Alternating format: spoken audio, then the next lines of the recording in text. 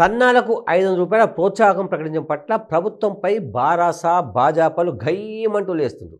దొడ్డు రకం వడ్లకు ఎందుకు ప్రకటించారంటూ ధర్నాలకు దిగుతుండ్రు. మరి దొడ్డు బియ్యం గురించి ప్రభుత్వం ఎందుకు పట్టించుకోవడం లేదు?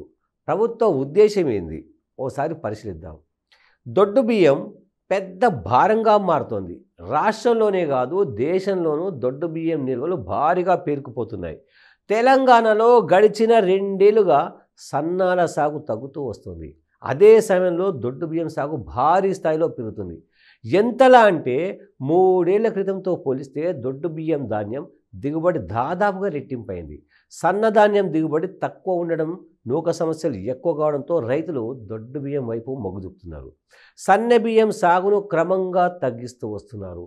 మార్కెట్లో సన్నాలకు డిమాండ్ అనూహ్యంగా పెరుగుతోంది. డిమాండ్కు సరఫరాకు వ్యత్యాసం పెరుగుతుండడంతో ధరలు ఆకాశం నడుతున్నాయి. మార్కెట్లోనే కాదు తెలంగాణ ప్రభుత్వ పథకాల్లోనూ సన్నాలకు ప్రాధాన్యతనిస్తోంది. మధ్యాహ్న భోజన పథకం, సంక్షేమ వసతి గృహాల్లో, అంగన్వాడీ కేంద్రాల్లో భోజనాలకు ప్రభుత్వం సన్న బియ్యాన్నే పంపిణీ చేస్తుంది.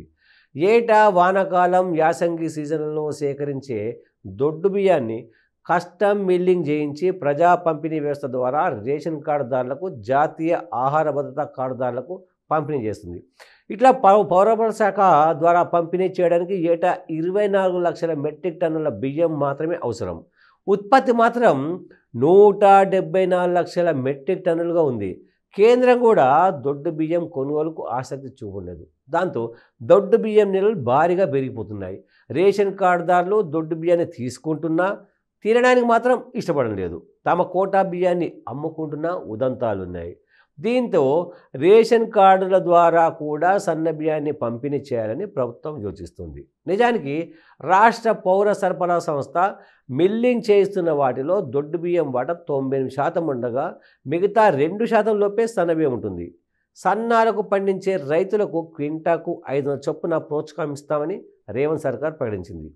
దిగుబడి తక్కువ అనే ఒకే ఒక్క కారణంతో సన్నాలకు దూరంగా ఉంటున్న రైతులు సర్కారు ప్రోత్సాహంతో దొడ్డు ధాన్యం జోలికి వెళ్లరని అభిప్రాయపడుతుంది. తక్కువ దిగుబడికి జరిగే లోటును రూ. 500 బోనస్ పూడ్చి వేస్తుందని సర్కారు భావిస్తుంది. దొడ్డు ధాన్యాన్ని పండించే రైతులు సన్నాల వైపు మళ్లితే ఇప్పుడు ఎదురవుతున్న ఇబ్బందులన్నీ తొలగిపోతాయని ప్రభుత్వం అంచనా వేస్తుంది.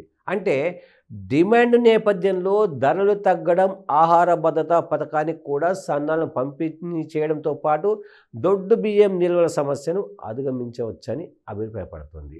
మరి ఇవన్నీ ఈ బారాస, భాజపా నాయకులకు తెలియదా? ఇవన్నీ కూడా తెలుసుకోవాలి కదా. కేవలం రాజకీయం చేయడం ఒకటే కాదు కదా, విమర్శలు చేయడం, ప్రభుత్వాన్ని విమర్శిస్తూ ధర్నాలు చేయడం కాదు కదా. మరి కేంద్ర ప్రభుత్వంలో అధికారం ఉంది భాజపానే కదా. మరి భాజపా నాయకులకు ఈ విషయం తెలియదా? 174 లక్షల మెట్రిక్ టన్నుల దొడ్డు బియ్యం నిల్వలు ఉన్నాయంటే మామూలు విషయం కాదు కదా. మరి ఆ బియ్యాన్ని మొత్తము భాజపా నాయకులు కేంద్ర ప్రభుత్వానికి అమ్మొచ్చు కదా, అమ్మిన తర్వాత ధర్నాలు చేయొచ్చు కదా అనేది కాంగ్రెస్ నాయకుల డిమాండ్. సో మరి దీనికి బారాస, భాజపా నాయకులు ఏ రకంగా సమాధానం చెప్తారో చూడాలి.